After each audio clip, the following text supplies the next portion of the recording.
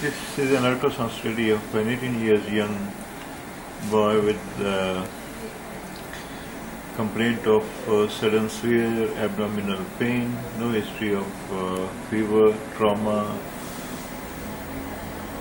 and here what we are seeing is the gallbladder, which is normal. This is the gallbladder, which is normal. This is the portal vein, this one. Let me magnify a bit. Now see that this is the portal vein, and this is the gallbladder.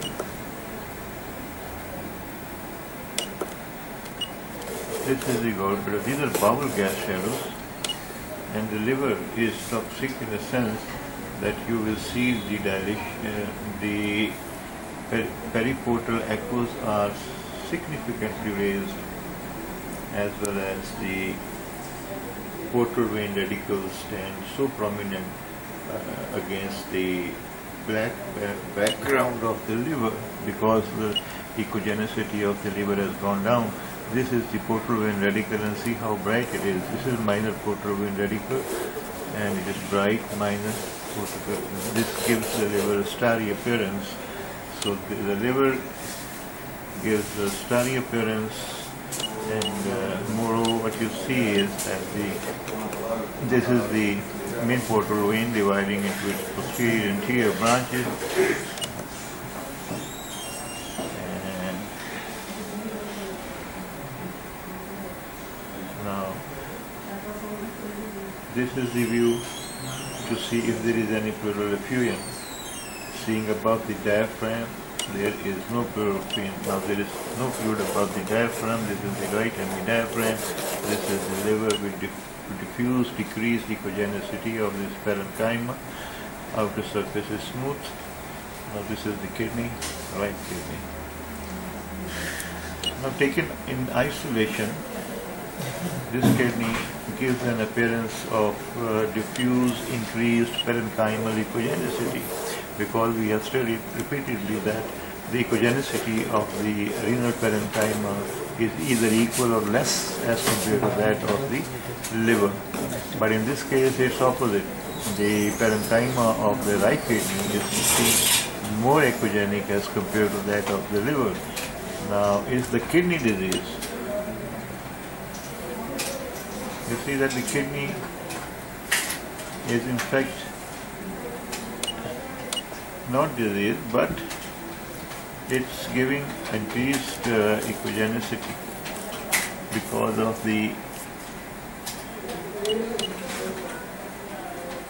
liver, diffuse decreased echogenicity of the liver, because of which the waves travel with more speed and strike the parenchyma of the liver. Liver being a very good medium when it is congested, now has fluid due to infection,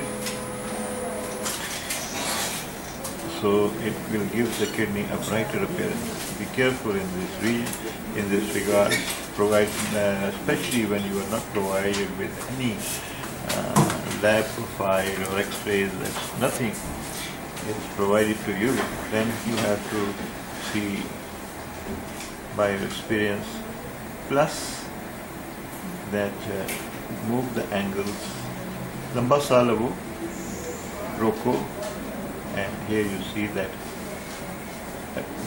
the kidney is appearing more soluble, echogenic compared to the liver, because this is because of the liver, not because of the kidney disease itself. So this point has to be kept in mind while you are scanning kidney through a liver with diffuse decreased parenchymal echogenicity. So the kidney is normal. There is no. Now this is the source muscle, this one on which the kidney glides. Siddhe ho jao. Now this is a bowel filled with fluid. This segment shows you bowel filled with fluid. This is the stomach.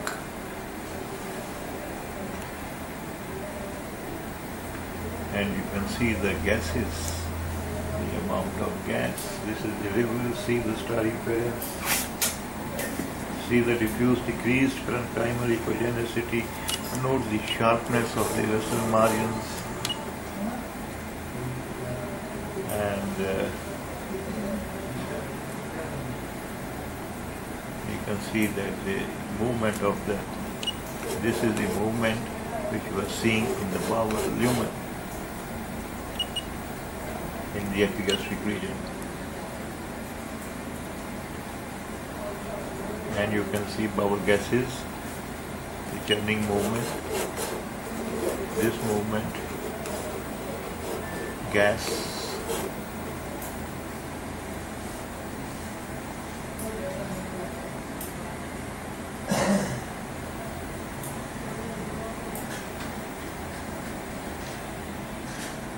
And now this is the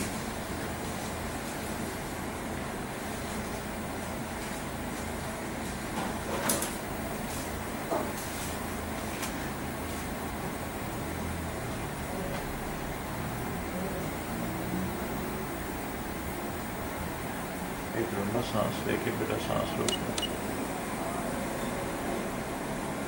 रोको. These are all vowels. बस ठीक से सांस बाहर निकालो, आराम से सांस. Okay. Now longitudinal in the mid-epigastric region. It makes the life difficult when there are so much bowel gases. Now it's hindering the view of the aorta for me.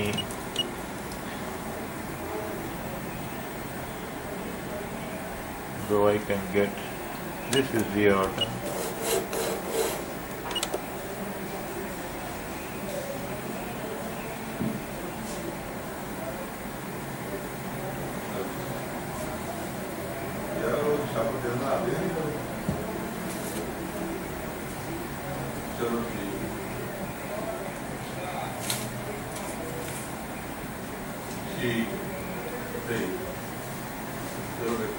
Now bowel segment. You see how much dilated the bowel segments are, and the movement of the material within the lumen of the bowel. So the peristalsis is, increased peristalsis is seen. This is the spleen, and we do see very small amount of fluid in the right. This is the left hemidiaphragm, and this is this very small amount of fluid seen in the left pleural space. This is the spleen. It measures 9.8 centimeter in from pole to pole. This is the splenic vein, and here pasa area. This is the left kidney in transverse section, in longitudinal section. It's a normal kidney, and now if you see that this kidney does not show any increased parenchymal echogenicity, left kidney walls. And if you scan the right kidney, here you see it gives you, here there is an impression that the renal parenchymal echogenicity is raised. And here in the left kidney you see it's normal. See the comparison of the parenchymal echogenicity of the two kidneys. Now this is the right kidney, this is the left kidney. This kidney shows increased parenchymal echogenicity. Now this kidney shows normal parenchymal echogenicity. This kidney shows increased parenchymal echogenicity because of the diffuse decreased parenchymal echogenicity of the liver. Otherwise both kidneys are normal situation.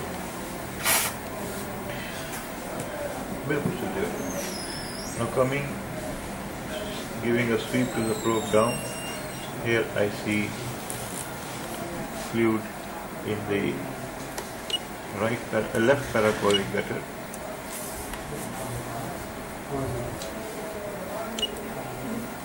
This is the source muscle. This is the fluid and in the left paracollic gutter, and these are the septals, thread-like areas dancing within it.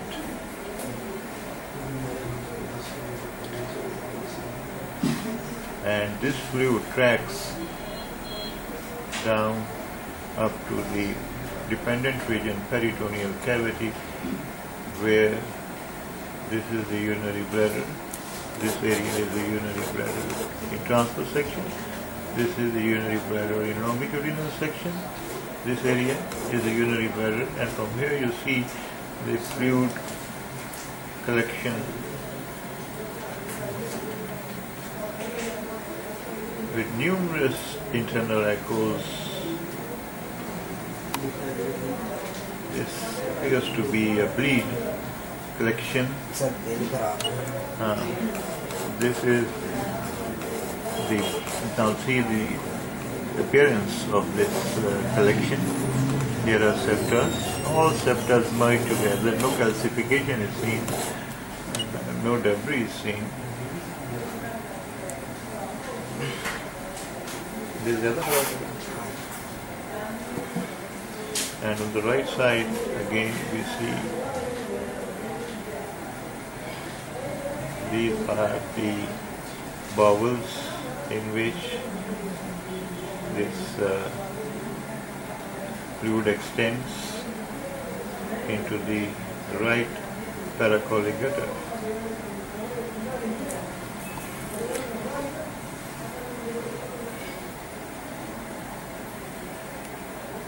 You come down the source muscle, this is the right source muscle, and you see fluid collection. This is the fluid, this is the source muscle, right, this is the fluid.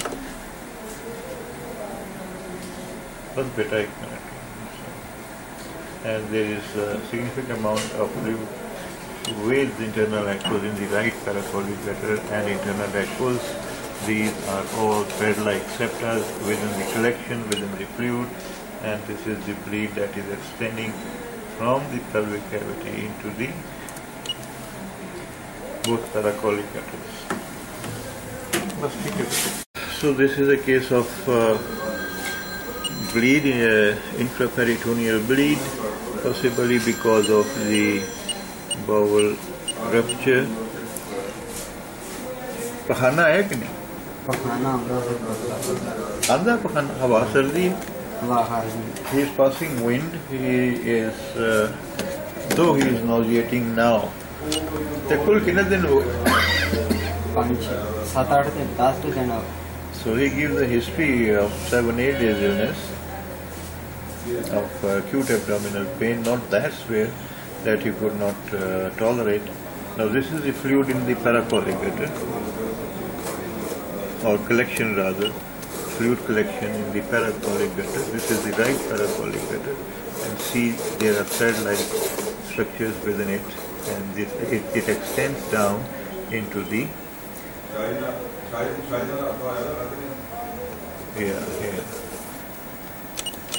into the dependent region peritoneal cavity, and has a very characteristic appearance of collection, which is again a characteristic appearance that of a bleed. So you're seeing hyperactive bowels, dilated bowels with fluid in both paracollic gutters, main collection being in the dependent region peritoneal cavity. It is very much suggestive of intraperitoneal bleed because of bowel rupture. Thank you.